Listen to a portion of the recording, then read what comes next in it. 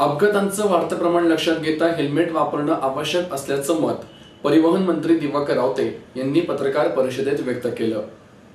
शहरात हेल्मेट वापरताना अनेक अडचणी येत आहेत। या अडचणी सोडवण्यासाठी आणि कायद्यातील तरतुदींसंबंधी विधी व न्याय विभागाशी चर्चा करण्याचे आश्वासन देत परिवहन मंत्री दिवाकर रावते यांनी पुणेकरांना दिलासा दिला। दरम्यान हेल्मेटचा कायदा बदलण्याचा अधिकार राज्याला नसल्याने या संदर्भात केंद्रीय वाहतूक मंत्री नितीन गडकरी यांच्याशी चर्चा करणार असल्याचेही त्यांनी स्पष्ट केले।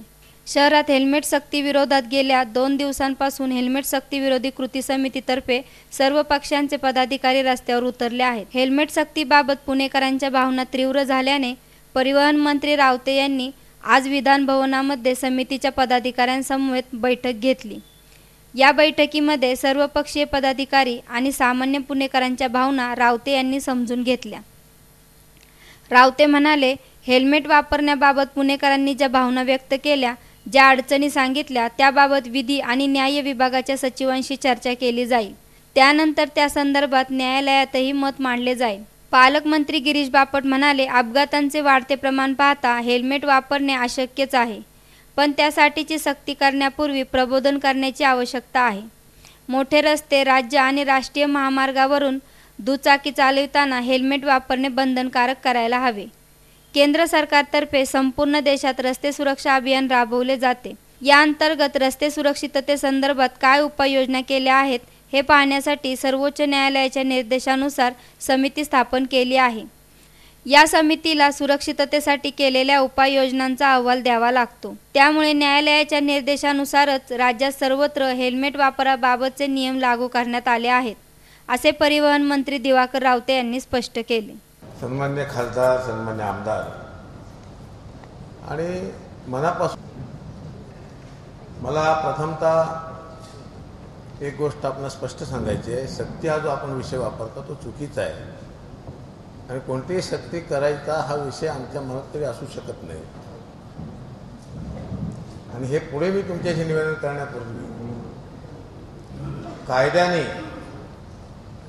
करावंच लागेल अशा प्रकारचे ते न्यायालयाचे निर्देश आलेले आहेत।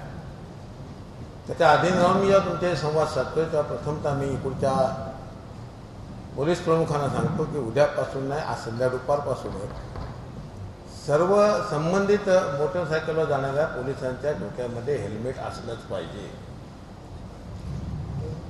आणि प्रथमतः त्यांच्यावर कारवाई करा जर नसेल तर।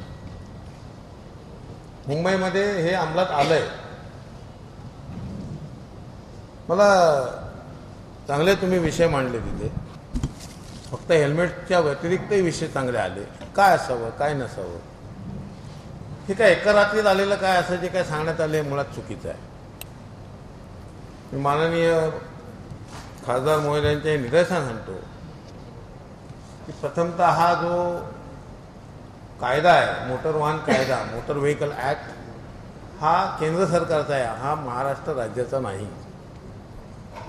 तेव्हा याच्यामध्ये कायद्यात बदल करणं किंवा कायद्याचा वापर करणं किंवा कायद्यामध्ये आणखीन काय निर्माण करणं हा मुळात राज्य सरकारला अधिकारच नाही। त्यामुळे त्या कायद्याअंतर्गत जे काय बदल करायचे असतील तर त्या बदलासंदर्भात पुणेकरांच्या भावना लक्षात घेऊन आता फेब्रुवारीच्या अंतिम आठवड्यामध्ये जे अधिवेशन सुरू होईल तिथे त्यांनी अशासकीय प्रस्ताव आणला तर ह्या भावना लोकसभेपर्यंत पोचू शकतील, कारण त्या कायद्यातल्या बदलाचा अधिकार तिथे आहे। मी आज तुमच्याकडे जो आलो आज संवाद साधायला, तुमचं आपलं 3 दिवस चालले आहे। 2 दिवस मी तुमचा आदरही केला, म्हणजे भावनांचाही आदर केला, तुमच्या लोकांपर्यंत भावना पोचल्या पुणेकरांच्या।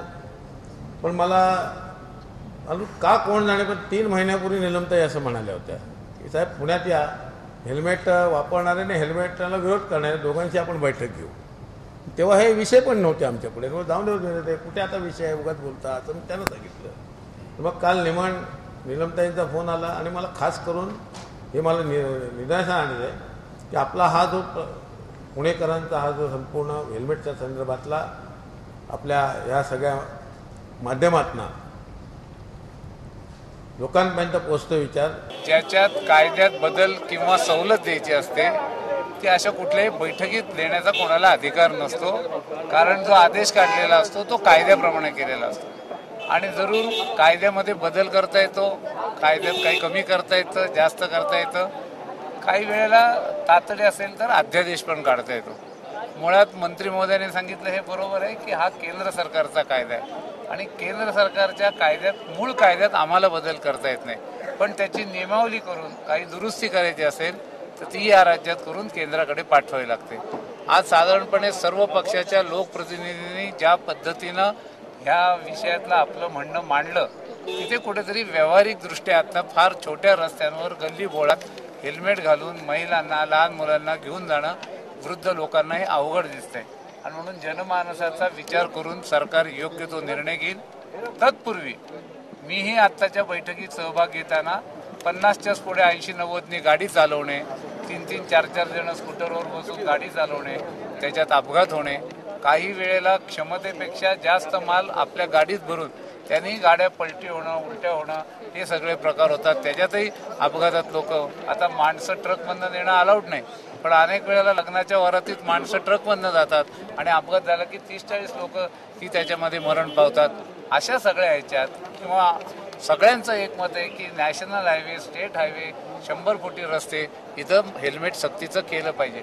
त्यामुळे आता पुढील काळामध्ये पोलिसांशी चर्चा करून तिथे अधिक ध्यान जर आपण दिलं आणि एकदा माणसाला हेल्मेट विकत घ्यावं लागलं की मग तो काय रस्ता बदलताना हेल्मेट बदलत नाही, ही सवय आहे.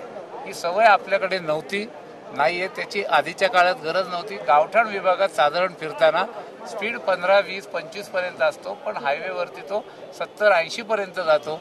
विशेषतः आमची तरुण मुलं विनाकारण फार वेगाने गाड्या चालवतात. म्हणून ह्या सगळ्यांवर जर कंट्रोल आला आणि कायद्यात काय बदल करायचा आहे लोकांच्या भावना लक्षात घेऊन सरकार योग्य तो निर्णय त्याच्यावरती घेईल.